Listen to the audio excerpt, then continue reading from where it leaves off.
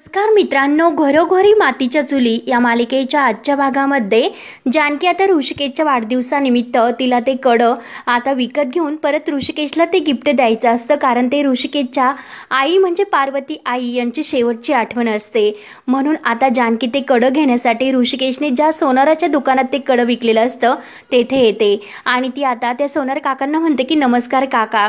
तर ते काका म्हणतात की काय हवं आहे सांगा. डायमंड वगैरे साईड गोल्ड असं काय देऊ, आणि आता डायमंड नेकलेसच्या सुद्धा नवीन डिझाईन आलेल्या आहेत, काय लागते तुम्हाला.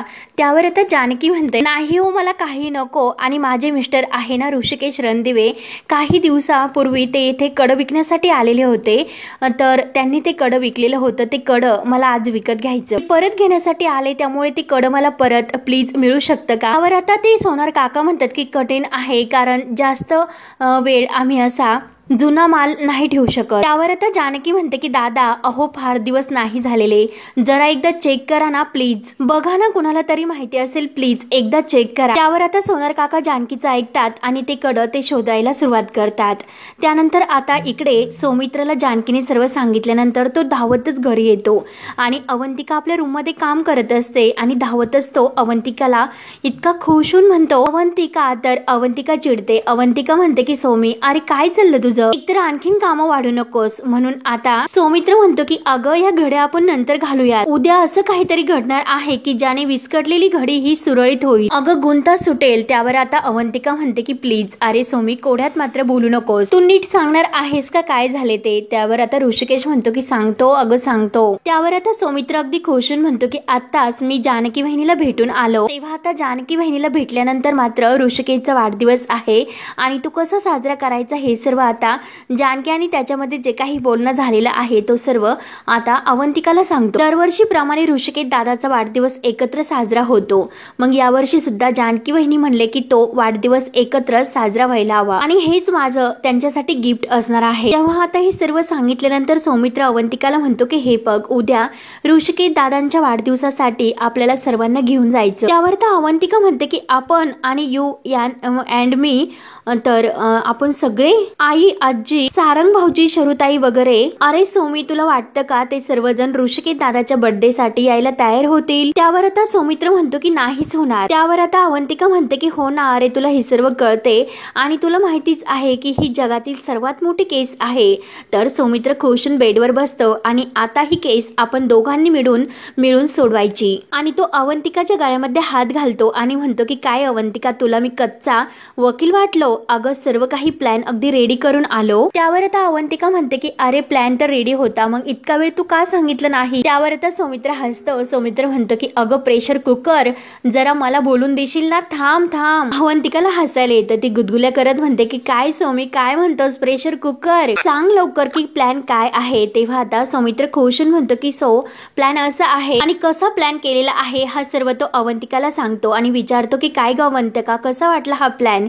अवंतिकाला तर खूप आनंद होतो आणि ती हसते आणि खरंच अगदी खूप छान असा प्लॅन आहे आणि हे मिशन आपण दोघांनी मिळून आता पूर्ण करायचे असे अवंतिका खुशून म्हणते. आणि हे बघ मी शरुताईला पटकन कॉल करते. त्यावर तर सौमित्र म्हणतो की तोपर्यंत मी आईशी बोलतो. म्हणून दोघेही आता हे मिशन पूर्ण करण्यासाठी तयार होतात आणि कामाला लागतात. त्यावर अवंतिका म्हणते की अरे सौमी पण सारंग भाऊजी आणि त्या आजीच्या गळ्यामध्ये घंटा कोण बांधणार. त्यावर आता सौमित्र म्हणतो की अगं त्याचा विचार नंतर करावा लागेल, तोपर्यंत मी नानांना तयार करतो, तोपर्यंत तू याची घडी घाल. म्हणून जो बेल सीट असतो तो पूर्णपणे अवंतिकाच्या अंगावर फेकून देतो आणि याची घडी घाल बोलत तो निघून जातो. अवंतिका म्हणते की काय रे सौमी काय चाललं तुझं. तेव्हा आता अवंतिका म्हणते की आता खऱ्या अर्थाने ऋषिकेश दादांचा वाढदिवस हा अगदी आनंदात साजरा होईल, म्हणून अवंतिका खुश होते.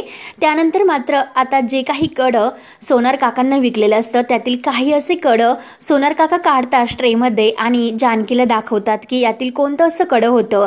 त्यावर आता जानकी म्हणते एवढे कडे आहे त्यामध्ये बघा की कडं आहे की काय. तेव्हा जानकी प्रत्येक कडं पाहत असते, नेमकं कोणतं कडं आहे ती शोधत असते. त्यानंतर सौमित्र नानांच्या रूम मध्ये येतो. नानांचा हात आपल्या हातामध्ये घेऊन म्हणतो की नाना मी तुम्हाला असं काहीतरी सांगणार आहे की जे ऐकून तुम्हाला इतका खूप आनंद होणार आहे. तेव्हा नाना खुणावून काय असं विचारतात. तर सौमित्र सांगतो की आत्ताच मी जानकी बहिणीला भेटून आलो आणि उद्या ऋषिकेश दादाच्या निमित्ताने मी ती सर्वांना एकत्र आणण्याचा प्रयत्न करते. त्यावर तर नानांना नानांना असं विचारायचं असतं की कसं शक्य आहे, तर सौमित्रला ते ओळखतं. ते खानाखुनाप्रमाणे करत असतात. सौमित्र खुश होऊन म्हणतो की नाना ते बघतो आम्ही, तुम्ही काही चिंता करू नका. वहिनींनी मला फक्त ठरलेल्या जागी सर्वांना एकत्र घेऊन जाण्याची जबाबदारी दिलेली आहे, पण आईला नेमकं काय सांगायचे हे मला नाही कळत, कारण आईशी खोटं बोलायला मला नाही आवडत आणि जर आईला मी खरं सांगितलं तर ती येणार नाही, मग त्यासाठी असं काय करू, म्हणून सौमित्र विचारात पडतो. त्यावर आता नाना जो काही फॅमिली फोटो भिंतीवर लावलेला असतो त्याकडे बोट करून दाखवत असतात. सौमित्रला काही कळत नसतं. सौमित्र म्हणतो की काय नाना, कपाट?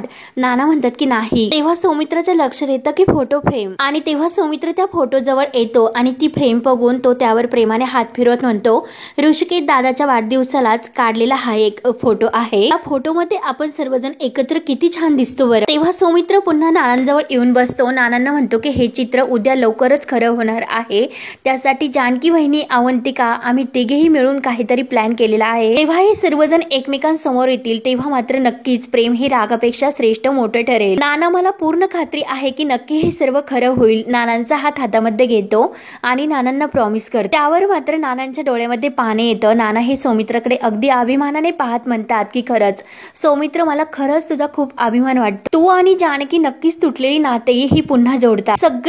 सगळे गैरसमज तुम्ही दूर करता, पण त्या अगोदर मात्र ऋषिकेशला हे समजलं पाहिजे की या घरातील प्रॉपर्टीचे पेपर म्हणजे त्या पेपरची किल्ली ही ते कड आहे, ते कड. तेव्हा मात्र आता नाना हे सौमित्राच्या डोक्यावरून प्रेमाचा हात फिरवतात आणि आता ऋषिकेशला ही समजायला पाहिजे असा विचार करून डोळ्यामध्ये पाणी आणतात. त्यानंतर मात्र आता जानकी त्या कड्यापैकी जे ऋषिकेशच्या आईने म्हणजे पार्वती आईने जे कड दिलेलं असतं तर ते कड ओळखते आणि तिला कड ओळखल्यानंतर खूप आनंद होतो. तेव्हा जानकीने ते कड हातामध्ये घेतलेलं असतं आणि त्याच वेळेस मात्र तेथे सारंग आणि ऐश्वर्या येतात. ऐश्वर्या लगेच अगदी ते कड हातात घेते आणि छान आहे असं म्हणतच असते. तेव्हा जानकी ही अगदी धक्क्याने ऐश्वर्याकडे पाहत असते आणि ऐश्वर्याला म्हणते की ऐश्वर्या, ते कड तू नाही घेऊ शकत, आणि परत ती सारंगला ते कड दाखवते आणि सारंगला म्हणते की अहो सारंग, सांगा बरं या कड्यावर कुठं लिहिलेलं आहे की ऐश्वर्या रणदिवे हे कड नाही घेऊ शकत. तेव्हा आता जानकीला राग येतो. जानकी म्हणते की ते कड अगोदर ऐश्वर्या मी बघितलं. त्यावर आता ऐश्वर्या काही कमी नसते. ऐश्वर्या तोऱ्यात म्हणते की हे बघ, हे कड अगोदर मी उचललं. जानकी म्हणत असते की हे बघ ऐश्वर्या, ते कड मला हवं आहे, तुझ्या अगोदर ते कड घेण्यासाठी मी आले होते. दादा हो, तुम्ही सांगा, समजाव यांना. त्यावर आता ऐश्वर्या लगेच म्हणते की मग मी काय करू, सांग ना तू. आपण काय एसटी स्टँडवर आहोत का, रुमाल टाकला म्हणजे ती सीट तुझी झाली म्हणून? आणि हे बघ, तुला कारणच द्यायचं आहे ना, मग दुसरं असं काहीतरी कारण दे की ते कारण मला पटेल म्हणून. आणि परत ती जानकीचा अपमान करते. जानकीला म्हणत असते की हे बघ, sales girls of the year, घरोघरी दारोदारी जाऊन पावडर विकतेस आणि लोकांना कन्व्हेन्स कर, मग कम कर ना मला कन्व्हेन्स, कम कम असे म्हणत असते. सारंगला खूप वाईट वाटत असतं. सारंग हा शांतपणे उभा राहत असतो आणि हे सर्व बघत असतो. त्यावर आता जानकी ही सारंगला म्हणते की सारंग भाऊजी, अहो हे काय चाललं, तुमच्या बायकोला सांगा ते कड मला परत देण्यासाठी. आणि ऐश्वर्या जेव्हा कारण विचारते तर आता सारंग ऐश्वर्या असा शब्द जेव्हा म्हणतो तेव्हा मात्र आता ऐश्वर्या तोऱ्यातच सारंगकडे पाहते आणि सारंग घाबरून लगेच खाली पाहतो.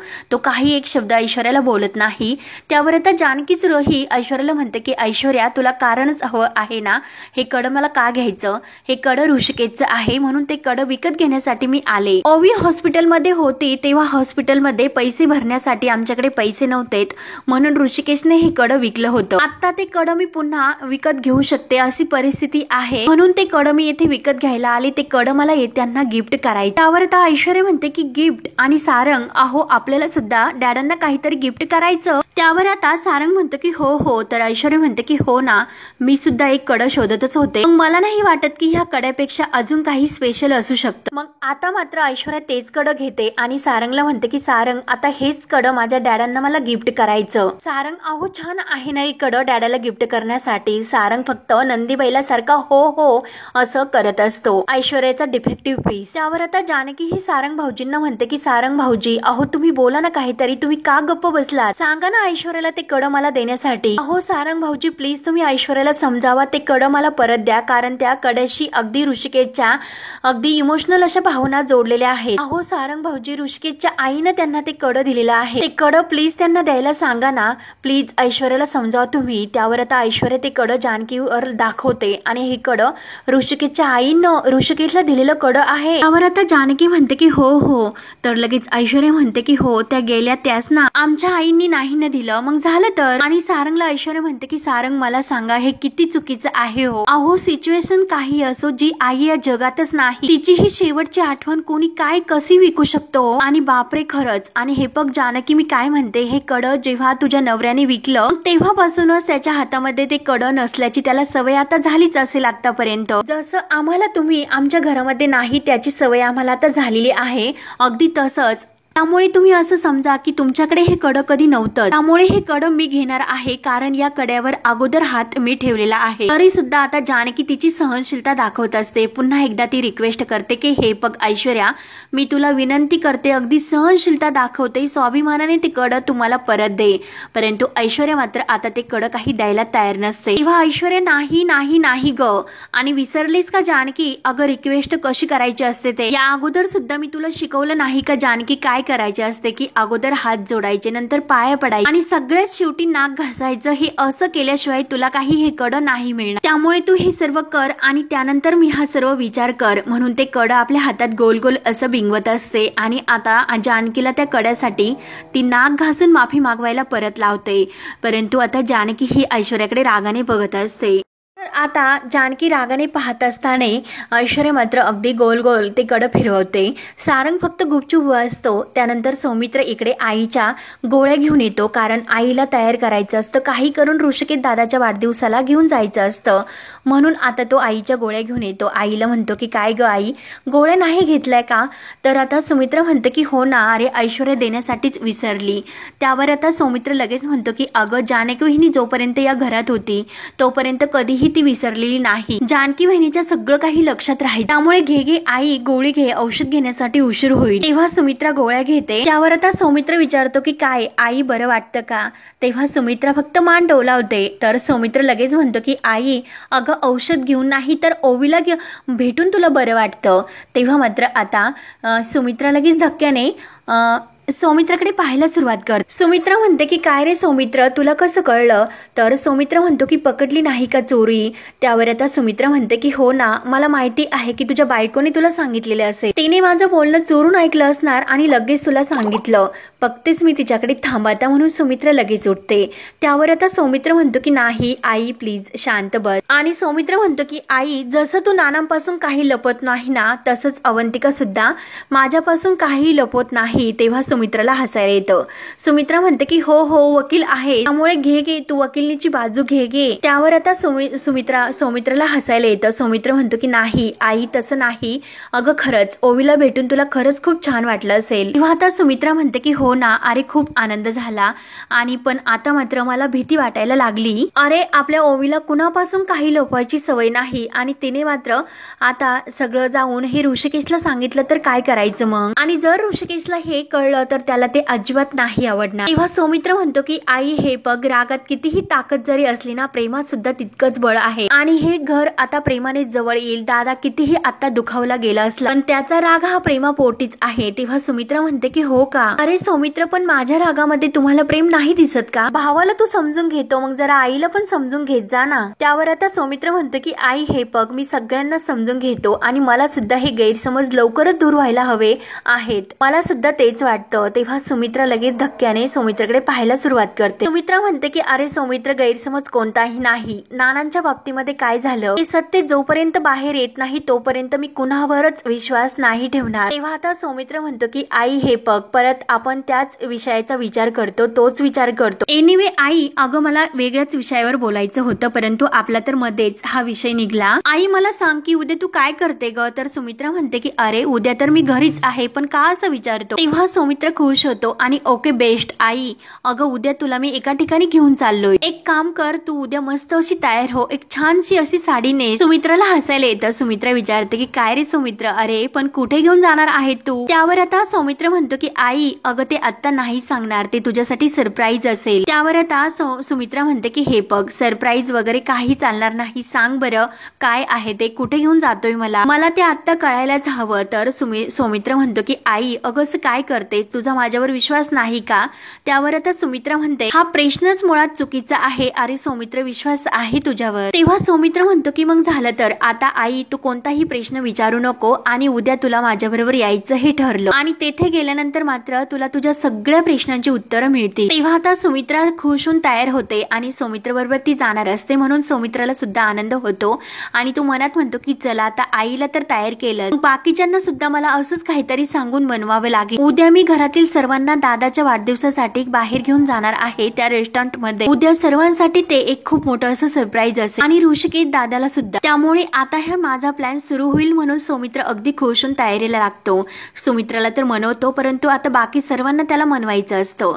त्यानंतर मात्र आता ही ऐश्वर्या जानकीला म्हणत असते की नाक घासून पाया पडून माझी माफी माग तरच मी आता तुला ही कड देईल. जानकी विचार करत असते तेव्हा ऐश्वर्या म्हणते की काय जानकी वहिनी, अहो इतकं कसला विचार करतात, रिक्वेस्ट करतात ना तुम्ही मला. त्यावर आता सारंगला सुद्धा हे काही पटत नाही. तो ऐश्वर्याला म्हणतो ऐश्वर्या बास करा पुरे आता.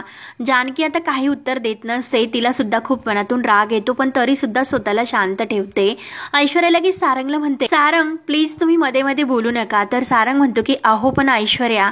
तेव्हा ऐश्वर्या कुठे काय या सारंगला बोलून देत असते. अहो जानकी कायम अशी दौंडी पिटवत असते ना, माझा नवरा मी जानकी ऋषिकेश रणदिवे, मग आता मला सुद्धा बघून दे की नवऱ्यासाठी ही काय काय करते. त्यावर आता जानकी म्हणते की ऐश्वर्या हे बघ मी काय केलं हे उभ्या आयुष्यात सुद्धा तुला अजिबात नाही कळणार आणि मी काय करू शकते हे कळण्यासाठी तुला हा जन्म तरी लागेल हे लक्षात ठेव. मुळात अगं नवरा बायकोचं नातं काय असतं हे समजण्यापासून तुझी सुरुवात आहे ऐश्वर्या. बायको काय असते हे जर तुला कळलं असतं ना तर स्वतःच्या नवऱ्याशी खोट्या प्रेमाचं नाटक केलं नसतं. तेव्हा आता सारंग तर धक्क्याने जानकीकडे पाहत असतो आणि ऐश्वर्याची तर थोडीशी बोलती बंद होते. जानकी म्हणते की अगं नवरा काय असतो हे जर तुला कळलं असतं तर प्रत्यक्षात एक आणि मनात एक असा संसार तू केला नसता. नवरा बायकोचं नातं काय असतं हे जर तुला कळलं असतं तर स्वतःच्या प्रेमाची खिल्ली उडवली नसती. नवरा बायकोचं नातं परिस्थितीच्या आगीमध्ये तावून राखून जेव्हा निघतं ना तेव्हा सोन्यासारखा असा 52 कशी संसार होतो. अगं ऐश्वर्या बायको म्हणून तू काय करते हा प्रश्न तू स्वतःला विचार. कारण फक्त मला आता तर असं इतकंच दिसतंय नवरा या नावाखाली तू माझ्या सारंग भाऊजीचं बुचकावणं करून ठेवलं. तेव्हा मात्र आता ऐश्वर्याची बोलती तर बंद होते परंतु हा सारंग ऐश्वर्याची लगेच बाजू घेतो. जानकी वहिनी पुरे आता बाद झालं आणि इकडे तिकडे पाहायला सुरुवात करतो. तेव्हा मात्र आता जानकी म्हणते की काय सारंग भाऊजी अहो तुम्हाला ओरडता सुद्धा येतं आणि हाच तुमचा कडक उठलेला आवाज जर कधी बायकोवर चढवला असता ना तर बरं झालं असतं. स्वतःच्या घासातील घास भावाला देणारी तुम्ही आज त्याच भावाचं कड तुमच्या बायकोच्या हातात आहे, ते कड तुम्ही काढून घेऊ शकत नाही. असो काही हरकत नाही ऐश्वर्या, तुला हे कड हवं आहे ना, ठेव तुला ते कड, घे आणि कर तुझी इच्छा पूर्ण. कसं आहे की ऐश्वर्या एखाद्याची पत्रिका तू चोरून घेऊ शकते परंतु नशीब नाही, पण ते कड मी तुझ्याकडून परत मिळवेल. जशी तुझ्या बाबांबरोबर लावलेली पैंज मी जिंकले तसंच हे कड सुद्धा मी तुला मिळून दाखवेल. तोपर्यंत हे कड मात्र तू नीट व्यवस्थित सांभाळून ठेव. आता ऐश्वर्याची बोलती तर बंद करते जानकी प्रत्येक शब्दाने प्रेम आणि नवरा बायकोचं नातं काय असतं हे दाखवून देते. तेव्हा आता जानकी तेथील सर्व ह्या आलेल्या कस्टमरशी बोलायला सुरुवात करते की बघा ऐश्वर्या रणदिव्यांची मालकीन आणि ऐश्वर्या हेपक या कड्याची ओरिजिनल मालकीनीकडून हे कड तुला दान, पण काही काळापुरतच बर का, ते कड मी परत घ्यायला येणार म्हणजे येणार. आणि हेपक जेव्हा वाजत गाजत मी रणदिव्यांच्या घरात येईन ना तेव्हा मात्र हे कड तुझ्या बाबांच्या हातात नाही माझ्या नवऱ्याच्या हातात असेल हे लक्षात ठेव. तेव्हा ऐश्वर्या रागाने जानकीकडे पाहत असते आणि जानकी तोऱ्यात तेथून निघून जाते. तेव्हा सारंग म्हणतो की ऐश्वर्या आहो तुम्हाला हेच कड का पाहिजे. तेव्हा मात्र ऐश्वर्या सारंगशी एकही उत्तर न देता सोनार काकांना म्हणते की हेच कड पॅक करा. शेवटी ते कड ती ऐश्वर्या घेते आणि जानकी ही थोडंसं तिला वाईट वाटतं, डोळ्यामध्ये पाणी येतं आणि तशीच घरी येते. घरी दरवाजा उघडते, समोर काय पाहते तर आपला ऋषिकेश अगदी त्या हाताकडे पाहत असतो. त्याला त्या कड्याची आठवण होत असते आणि जानकीला हे सर्व बघून खूप वाईट वाटतं कारण आज ऋषिकेशला तिला ते कड सरप्राईज द्यायचं असतं, परंतु तेथे मात्र ती ऐश्वर्या टपकलेली असते आणि आता ती ऋषिकेशला खुश सुद्धा करू शकलेली नसते, कारण जर ते कडं तिने आणलं असतं तर ऋषिकेश आज खुश झाला असता। तेव्हा आता तिला ऐश्वर्याचं बोलणं आठवतं की हे कडं मला माझ्या डॅडांना गिफ्ट करायचं। जानकी विचार करते की ते कडं तर मी मिळवेलच, परंतु ते कडं मात्र आता ऋषिकेशच्या वाढदिवसानिमित्त मला उद्या त्यांना ते गिफ्ट देता आलं असतं तर खूप छान झालं असतं, त्यांना सुद्धा आनंद झाला असता, त्यांना किती आनंद झाला असता। म्हणून आता जानकीला थोडीशी खंत वाटते। त्यानंतर मात्र आता इकडे शर्वरीचं काम सुरू असतं आणि तेवढ्यात अवंतिकाचा कॉल तिला येतो।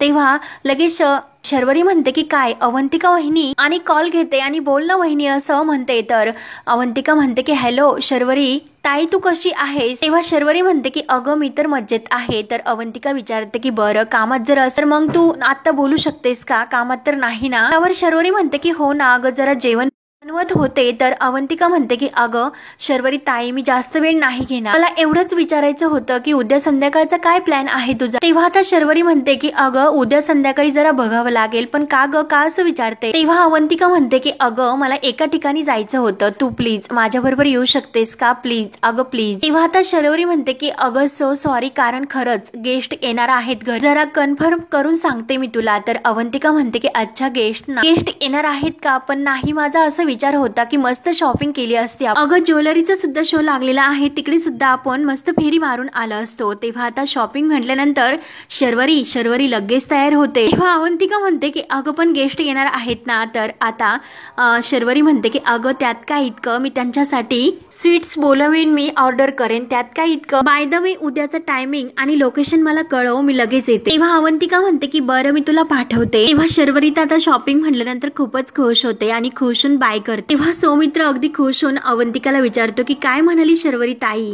तेव्हा अवंतिका खुश होऊन म्हणते की अरे सौमी खरंच किती ओळखतो तू तुझ्या भावंडांना, अरे ती तर अगोदर म्हणाली होती गेस्ट येणार आहे, पण जसं मी शॉपिंगचं नाव काढलं लगेच तयार झाली, गेस्टला टाटा बाय बाय। आणि हे बघ सौमित्र म्हणतो की माझ्या बहिणीला मी चांगलंच ओळखतो आणि काही गेस्ट वगैरे येणार नव्हते, आणि बरं चला शरूला तो घेऊन येते, आईला मी घेऊन येतो, आता राहिला प्रश्न सारंगचा, त्याला सुद्धा काहीतरी करून तयार करावाच लागेल। अवंतिका खुश म्हणते की डोंट वरी सौमी, अरे ते पण होऊन जाईल, उद्या दादांच्या बर्थडेला आपण सगळेजण असोत, फक्त नसेल ती ऐश्वर्या। त्यावर सौमित्र म्हणतो की हो जानकी वहिनी म्हणाली तसं सर्वांना बघून दादा खरंच खूप खुश होईल। त्यानंतर मात्र आता इकडे जानकी ही ओवीचे केस विंचरत असते। तर ओवी विचारते की आई अगं मग आता काय करायचं, तू तर अगोदर काय गिफ्ट देणार होते हे तुम्हाला सांगायला तयार नव्हती, आता मला कळलं की तू बाबांना कडं गिफ्ट करणार आहे आणि त्यामुळे ते खूप खुश होतील। त्यावर आता जानकी म्हणते की हो ना बाळा, पण मला ते कडं नाही मिळाले। तेव्हा ओवी विचारते की मग तू आता काय असं गिफ्ट देणार आहे आई बाबांना? त्यावर जानकी म्हणते की का ग काय गिफ्ट देणार आहे, खरंच मला नाही सुचत की नक्की काय देऊ। तेव्हा ओवी लगेच आपलं डोकं फिरवते आणि आई आयडिया असं म्हणते। तर जानकी म्हणते की बाळा अगं डोकं तर विचारून दे मला आणि सांग आता की कुठली आयडिया, कसली आयडिया? तेव्हा ओवी म्हणते की तू ऑनलाईन ऑर्डर का करत नाही, किती शॉपिंग असतं आणि त्यावर नक्की आपल्याला बाबांचं गिफ्ट सरप्राईज नक्की गिफ्ट मिळेल। आणि तेवढ्यात ऋषिकेश आत येतो। तर जानकी लगेच ओवीच्या खांद्यावर हात ठेवून तिला धक्का देते की शांत हो।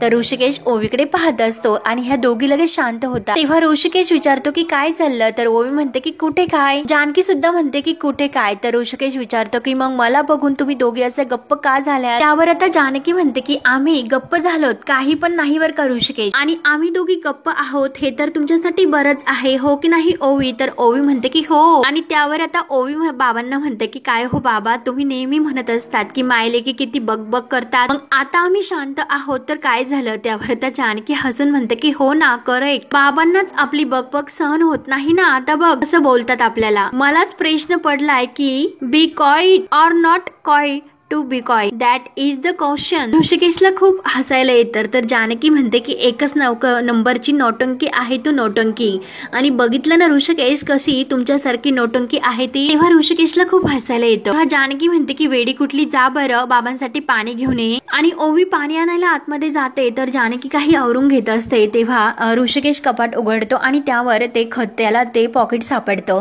तेव्हा तो जानकीला विचारतो की जानकी अगं हे खत कोणी दिलं, हे पॉकेट? तेव्हा मात्र आता जानकी म्हणते की अहो रणदीप यांच्या ऑफिसमध्ये ते होते ना तुमच्याबरोबर आत्मारा राम शिंदे आणि ते घोरपडे ते आले होते, त्यांनी नवीन कंपनी सुरू केलेली आहे, त्यांनी हे खत तयार केलेत आणि हे खत आपण शेतकऱ्यापर्यंत पोहोचायचे त्यांनी सांगितलं आणि त्याचा मात्र शेतकऱ्यांना जास्त फायदा सुद्धा होतो। तेव्हा आता ऋषिकेश म्हणतो की अगं पण त्या पिकातून धान्य काढून ते पुढे सुद्धा विकलं गेलं पाहिजे ना। त्यावर आता ऋषिकेश थोडासा नाराज होतो, तर जानकी विचारते की का हो काय झालं, तुम्ही असे का बोलता। त्यावर आता ऋषिकेश म्हणतो की एक खूप मोठा असा प्रॉब्लेम झाला। अगं जानकी शेतकऱ्यांचा सर्व म्हणजे माल हा बाजारपेठेमध्ये नाही विकला गेला आणि बाहेर गावी माल विकत नेण्यासाठी बाहेर आपल्याला काही असं ट्रान्सपोर्ट सुद्धा आणि तसंही हा माल दुसऱ्या गावी किती असा निभावता येईल विकता येईल असं काही सांगता येत नाही। तेव्हा आता हे ऐकून जानकीला खूप मोठा धक्का बसतो। तेव्हा आता पुढे काय काय होत राहणार हे पाहण्यासाठी आपल्या चॅनलला नक्की सबस्क्राईब करत राहा। धन्यवाद।